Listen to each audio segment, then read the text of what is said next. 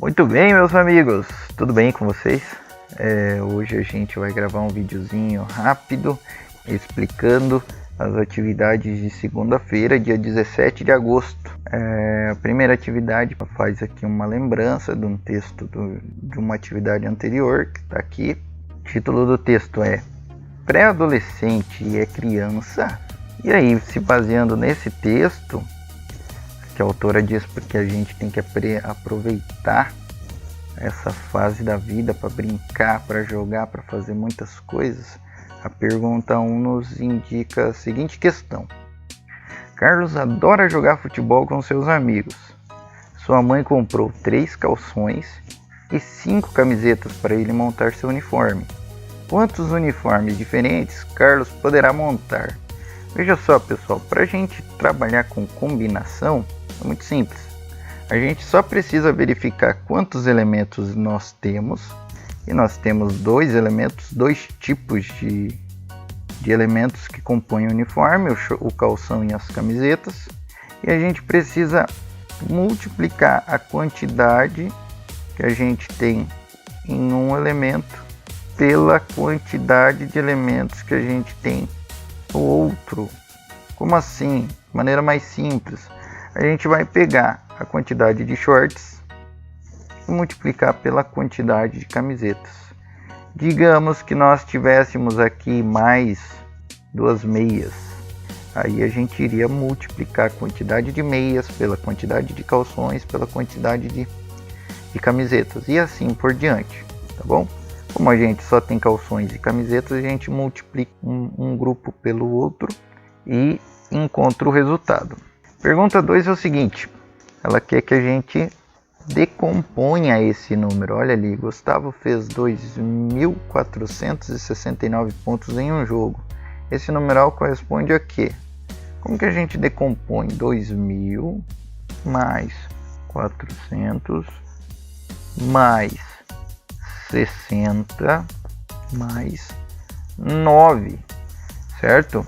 E aí a gente vai identificar isso dizendo em qual casa, utilizando os termos de unidade, dezena, centena e unidade de milhar, tá? E aí a gente vai assinalar a alternativa que melhor corresponde a essa decomposição.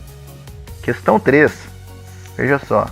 Renata e Carlos caminham na Avenida Paraná todos os dias. E veja ali no ladinho o que o balãozinho indica. Caminhamos até agora 800 metros. A pergunta quer saber o seguinte: quantos metros faltam para que os dois completem 1 quilômetro de caminhada? Então, pessoal, 1 quilômetro são quantos metros? E aí a gente vai fazer o seguinte: depois que eu descobrir quantos metros tem 1 quilômetro, eu posso diminuir pela quantidade de metros que eles já caminharam, certo? Para eu encontrar a diferença, para eu encontrar quanto falta, eu posso utilizar a continha de subtração.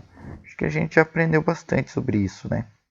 Eu pego o valor maior e diminuo o valor que eles já percorreram para encontrar quanto ainda falta para eles complementarem esse 1 quilômetro. Pergunta 4. Sabendo que cada ponto azul corresponde ao total de vezes que o dardo acertou o numeral, calcule a quantidade de pontos que Carlos fez. Veja só, pessoal. Cada pontinho azul marcado no espaço vermelho corresponde a 10 pontos. Ou seja, que a gente tem 1, 2, 3, 4 pontos. Significa que aqui ele tem 40 pontos. Eu quero saber quantos pontos ele fez no total. Então, aqui esse espaço verde é um espaço que vale 15 pontos. Cada pontinho azul aqui vale 15 pontos. Então, ele fez 1, 2, 3, 4, 5 pontos. São 15 mais 15, 30. Com mais 15, 45. Com mais 15, 60. Com mais 15, 75 pontos. E na área verde. Já nesse espaço aqui laranja, cada pontinho azul vale 100 pontos. Aí a gente vai contar quantos pontos ele fez no total. Do mesmo modo, aqui, ó, esse centro vale 1000 pontos. Ele acertou 3 vezes aqui, ele conseguiu 3.000 pontos. A gente vai somar tudo isso e indicar qual é a alternativa que corresponde à resposta correta, a quantidade de pontos que ele fez. Questão 5, pessoal. Questão 5 tem uma amarelinha, que você tem o início, daí tem 5, 9, 13, 17, 21, 25. E aí o que acontece? Ana inventou um jogo utilizando uma sequência numérica. Obedecendo a regra dessa sequência, o número que deve ser colocado na casa vazia é... Veja só, aqui está a sequência numérica organizada por Ana, que a gente colocou aqui numa sequência, né? Eu quero saber o seguinte: esse ponto de interrogação aqui, ele vai ser preenchido por qual número? 28, 29, 30 ou 31 entre as alternativas? Primeiro a gente tem que identificar o padrão, certo? Vamos tentar identificar o padrão. Veja, qual é a característica comum a todos esses números aqui? Eles são ímpares, certo? Então já dá para a gente eliminar os números pares, ok? E aí, nota que há uma sequência crescente, né? Do número menor para o maior. Ela está crescendo de quanto em quanto? De 5 a 9, de 9 a 13, de 13 a 17. Se a gente entender como que é o padrão desse crescimento, a gente vai conseguir identificar que número vem aqui nesse espaço vazio. Ok? Essa é a questão 5. Cidades crescem e transformam a paisagem local e regional. Observe as imagens, leia com atenção o poema de Carlos Drummond de Andrade e perceba a transformação significativa devido à exploração de minério de ferro em sua cidade, Itabira, Minas Gerais. Carlos Drummond de Andrade, para quem não sabe, é o meu poeta favorito.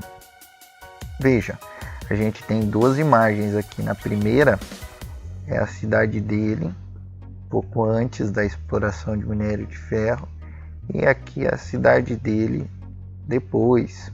E esse poema faz menção a essa montanha, veja, a montanha pulverizada. Nós vamos ler esse poema e na sequência responder as perguntas. Chego à sacada e vejo a minha serra, a serra de meu pai e meu avô. De todos os Andrades que passaram e passarão, a serra que não passa. Era coisa dos índios e a tomamos para enfeitar e presidir a vida neste vale soturno, onde a riqueza maior é a sua vista contemplá-la. Esta manhã acordo e não a encontro, fritada em bilhões de lascas, deslizando em correia transportadora, entupindo 150 vagões no trem monstro de 5 locomotivas. Foge, minha serra, vai, deixando no meu corpo e na paisagem mísero pó de ferro, e este não passa. Depois da leitura do poema, a gente vai dar uma olhadinha aqui nessas perguntas. Pergunta A: qual foi a transformação no espaço destacada pelo autor no poema? Pessoal, a gente consegue visualizar nas imagens aqui uma transformação bem grande da cidade de Itabira. E o segundo poema, de acordo com o que a gente pode identificar no poema, o que é o principal responsável por essa transformação? Que transformação foi essa? Pergunta B: escreva uma frase descrevendo o que ocorreu com a paisagem da cidade de Itabira. Pergunta C: marque com o X o meio de transporte utilizado para levar os bilhões de lascas da serra a grandes distâncias. O que foi utilizado? Caminhão, trem ou avião? Só marcar um X, pessoal. Pergunta 7, questão 7. Em 1500, o meio de transporte utilizado por Pedro Álvares Cabral para vir da Europa ao Brasil foi transporte rodoviário, transporte hidroviário, transporte aéreo ou transporte ferroviário? Questão número 8. E você? Qual meio de transporte mais utiliza atualmente? Pessoal, qual que é o veículo, qual que é o meio de transporte que você mais utiliza? É uma resposta mais pessoal, pode marcar ali do lado. Um jeito de entender como eram as cidades brasileiras em outros tempos é observar fotografias antigas. Hoje em dia, tirar fotos é tão comum que as pessoas podem fazer isso a qualquer momento. Hoje, por conta do celular, né, a gente consegue tirar foto o tempo todo. Mas enfim, vamos acompanhar aqui essa questão 9. Agora, compare essas duas fotografias que mostram a cidade de Florianópolis, Santa Catarina. Florianópolis é a capital de Santa Catarina. Santa Catarina é o estado vizinho aqui do nosso estado, Paraná. A ideia é visualizar essa foto aqui e essa. Segunda. Pergunta A. Que diferenças existem em relação às construções? O que tem de diferente em relação às construções dessa cidade, dessas duas fotos?